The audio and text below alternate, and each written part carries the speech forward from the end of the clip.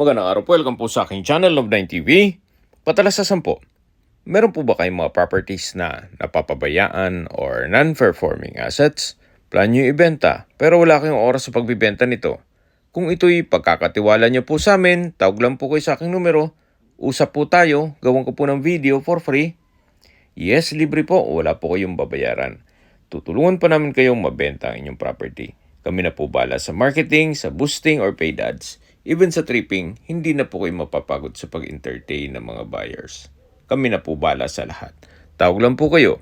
Nandito po tayo ngayon sa Amadeo, Cavite kung saan meron po tayong bagong video presentation, isang residential farm property na may lot area na 2.1 hectares. Ito po'y titulado, buhay po ang may-ari, kaya wala po kayong magiging problema sa documentation o sa transfer ng title. Mula po Barangay Road, ang frontage ay 70 meters. Napakatahimik po ng lugar, sariwang hangin at malamig po ang klima. Malayo na rin po ito sa 14 kilometers danger zone ng Taal Volcano. Mula po dito sa kinatatayuan ko, medyo slope po ng konti. Then pagdating po dun sa baba, patag po ulit. Kaya usable po lahat. Marami pong pwedeng i-project dito. Pwede po itong gawing subdivision o housing, o di kaya gawing warehouse. Pwede rin pong gawing hotels and resorts.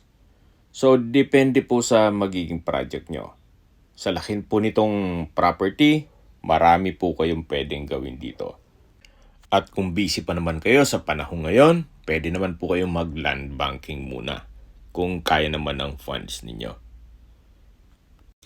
Mas malaki po ang kita sa land banking compare nyo kung natutulog lang ang pera nyo sa bangko. Pababa na po tayo dito sa lower part ng property kung saan patag na patag pa rin po. Dito po sa kabilang side ay meron pong mga fruit bearing trees gaya ng mangga, santol, langka, saging at marami pa pong iba. Pwede rin po itong gawing family farm estate kung sakaling malaking pamilya po kayo para buong pamilya nasa isang compound. Habang naglilibot po tayo at pinagmamasdan nyo ang buong property, pag-usapan na natin ang distance, location at travel time. Ito pong property ay malapit lang sa Aguinaldo Highway. Ang distance is 5 kilometers at ang travel time is 8 minutes. Mula naman po sa Tagaytay Rotonda, ang distance is 9.5 kilometers at ang travel time is 18 minutes. Sa Tagaytay Rotonda po ay kompleto na rin gayang malls, hotels, restaurants, banks, schools, church at hospital. Yan po yung lagi kong binabanggit sa aking video na dapat nyo i-consider sa paghanap ng property, yung meron pong malapit na hospital. Hindi ko naman po sinasabing sakitin kayo. Yan naman po for emergency purpose lang naman. Mula naman po sa Calac Silang Interchange, ang distance is 16 kilometers at ang travel time is 28 minutes. Ang Calac po ay connecting South Luzon Expressway o SLEX, Skyway, all the way to NLEX o North Luzon Expressway at ibang parte ng Metro Manila. Yan po, tunghayan nyo po ulit itong napagandang property. Napakaliwalas, napakatahimik ng lugar at nasa mataas na lugar po ito. Ang estimated elevation above sea level ay 1,449.5 feet. Sa presyo na po tayo. Binibenta po ito ni owner sa halagang 4,000 pesos per square meter. Kung may mga katanungan po kayo, tawag lang po kayo sa aking numero.